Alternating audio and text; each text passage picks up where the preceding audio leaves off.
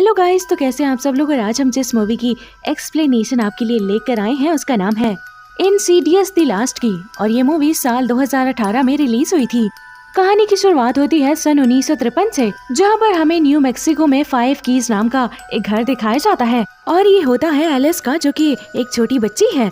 वो इस घर में अपने पेरेंट्स और अपने छोटे भाई के साथ रहती है। एलिस के अंदर अभी भी वो पावर्स हैं जिससे वो आत्माओं, जिनों वगैरह को देख सकती है। और जब वो अपने भाई और अपने कमरे में जाती है तो वहाँ पर उनके खिलौने बिखरे हुए होते हैं। एलिस अपनी माँ को बताती है कि ये उसी बच्ची की रूह करती है जो हमारे घर में रहती है। एलिस की मॉम को उस पर बिलीव है क्योंकि वो जानती है कि उसके पास कई पावर्स हैं। लेकिन एलिस का बाप उसकी कोई भी बात नहीं मानता। एलिस का छोटा भाई अपनी माँ से कहता है कि मुझे डर लगता है, इसीलिए उसकी माँ उसको एक सीटी देती है कि जब भी तुम्हें डर लगे तो मैं सीटी को बचाना, मैं आ जाऊंगी। अब जब रात को एलिस और उसका भाई सो रहे होते हैं कि तभी कमरे में उसी छोटे बच्चे की रूह आती है, जिसे देखकर एलिस का भाई डर जाता है। वो अपनी मॉम को बुलाने के लिए सीटी ढूंढता है, लेकिन उससे वो सीटी नहीं मिलती और अब वो डर के मारे चिल्लाना शुरू कर देता है। एलिस का बाप आता है और वो उससे पूछता है कि क्या तुमने फिर से रूह को देखा है। एलिस कहती है कि हाँ। इस बात पर उसके बाप को गुस्सा आता है। उससे लगता है कि एलिस झूठ बोलती है और वो उसे मारता है और उसे बेसमेंट में बंद कर देता है। और कुछ देर बाद बेसमेंट की लाइट चली जाती है और चारों तरफ अंधेरा हो जाता है। तभी वहाँ पर एक आवाज आती है जो कहती है कि अगर तुम्हें रोशनी चाहिए तो तुम्हें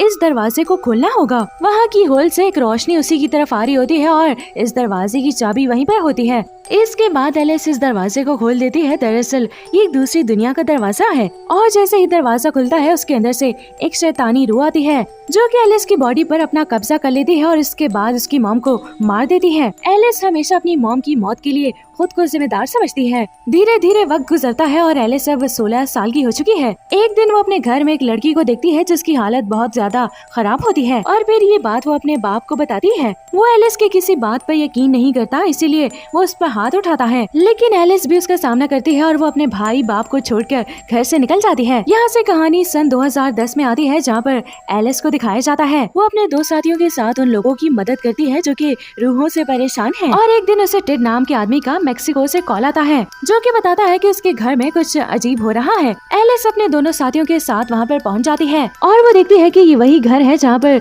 वो रहा करती थी और जहाँ पर उसकी मॉम मारी गई थी। अब वो इस घर की इन्वेस्टिगेशन करना शुरू करती है। यहाँ पर एलिस को वो सीटी मिल जाती है और अब सीटी एलिस के पास है और तभी कोई आत्मा उस पर हमला करती है और सीटी उसे छीन लेती है। अब एलिस अगली सुबह एक कैफे में जाती है जहाँ पर उसे 2 लड़कियाँ मिलती है। वो उनसे बात कर ही रही होती है कि तभी वहाँ पर एक आदमी आ जाता है और ये एलिस का छोटा भाई होता है। एलिस का भाई आज तक उससे नाराज होता है क्योंकि वो उसे अकेला उसके बाप के पास छोड़ गई थी, इसीलिए वो अपनी बहन से बात किए बगैर वहाँ से चला जाता है। इसके बाद वो वापस रात को अपने उसी घर में आती है जहाँ वो इन्वेस्टिगेशन कर रही होती है। यहाँ पर अब इन्हें सीटी की आवाज आती है जो कि दीवार के पीछे से आ रही होती है, पर एक दीवार नहीं बल्कि एक दरवाजा होता है। वो अपने बाप की चाबियों के गुच्छे में से एक चाबी निकाल लेती है और दरवाजा खोल लेती है तो वहाँ पर उसे वही सीटी मिलती है जो कि रात को एक रूह ने उससे छीन ली थी। यहाँ पर एक लड़की भी होती है, लेकिन ये असली इंसान है जिसे यहाँ पर बंदी बना कर रखा गया था। दरअसल दोस्तों, जो रूह एलिस और उसके साथियों को यहाँ तक लाई थी वो एक अच्छी रूह थी, इसीलिए वो इस लड़की को बचाना चाहती थी।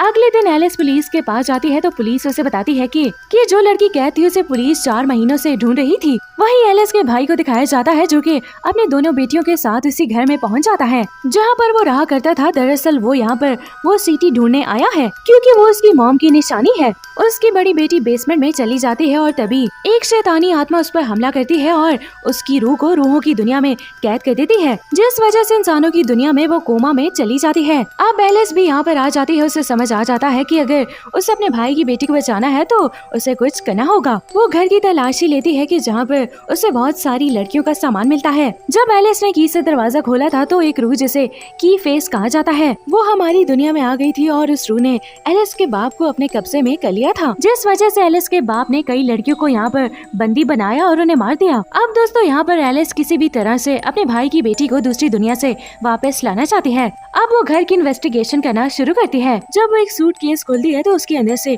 की फेस निकलता है और वो उसकी आत्मा को भी कैद कर लेता है। अब उस दुनिया में जाने के बाद एलिस को अपने बचपन का रूप दिखता है। छोटी एलिस फ्यूचर एलिस को बताती है कि उसकी फेस के पास ऐसी चाबियां हैं जो दूसरी और हमारी दुनिया को कनेक्ट कर सकता है, और उसे कनेक्ट करने के लिए जो डोर्स खोले होते हैं उसने वो सारे खोल दिए हैं। बड़ी एलिस छोटी एलिस को कहती है कि तुम्हें डरना नहीं चाहिए, तुम्हारे पास बहुत पावर्स हैं। और तभी उसके पीछे से की फेस आता है और उसे पकड़ लेता है। तभी एलिस के भाई की बेटी को दिखाया जाता है जो बताती है कि उसके अंदर भी पावर्स हैं, जिससे वो रूहों की दुनिया में जा सकती है। और अब वो एलिस और अपनी बहन को बचाने के लिए रूहों की दुनिया में पहुंच जाती है। वहाँ पर उसे उस लड़की की रूह मिलती है जिसे आज से पहले एलिस के बाप ने कैद किया था, और वो उसे बताती है कि तुम्हें इस दरवाजे के पीछे जाना होगा। एलिस के भाई की बेटी दरवाजे की दूसरी तरफ जाती है जहाँ बहुत सारे सेल्स होते हैं, और वहीं पर एक सेल में एलिस भी कैद होती है। और अब वो एलिस के गले में अपनी उंगलियां डाल देता है। साथ में एलिस के भाई की बड़ी बेटी जो होती है असली दुनिया में उसकी बॉडी भी मर रही होती है, क्योंकि यहाँ पर की फेस उसकी रूह को मार रहा है।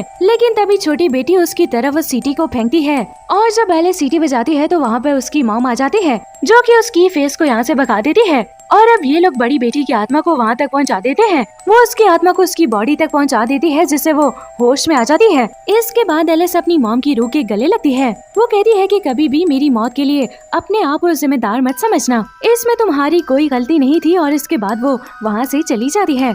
एलिस की बेटियां भी ठीक हो जाती हैं। ये सब जख्मी होते हैं, इसीलिए इन्हें हॉस्पिटल ले जाया जाता है, जहाँ पर एलिस का भाई भी आता है और वो उसे सीटी दे देती है। और अब इन दोनों के बीच में सारे गिले खत्म हो जाते हैं। गाइस, वीडियो अच्छी लगी तो वीडियो को लाइक करें, और अगर आप हमारे चैनल फ्यू मिनट्स मूवीज पर न्यू है तो हमारे चैनल को सब्सक्राइब करना बिल्कुल मत भूलिए। Thanks for watching.